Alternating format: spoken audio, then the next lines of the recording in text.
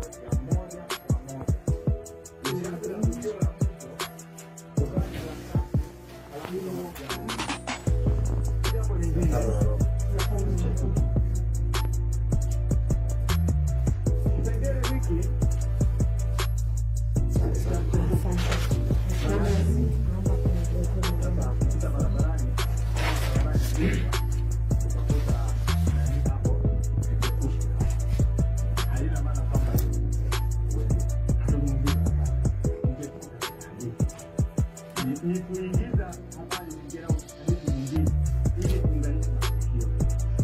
Kwa mfano, kama hadithi inahusu ugomvi wa kinguru au wakusa na mwe. Basi shukuru sana. Sasa nakuja kwa jina hapa. Hapa director ingilie hii hadithi hii ya ugomvi hawa. Tukomechepuka ili mambo yaende vizuri. Na lengo la mchepuko kutokea. Basi shukuru sana. Dada, asante sana. Asante. Kila la heri. Asante. Dada, asante.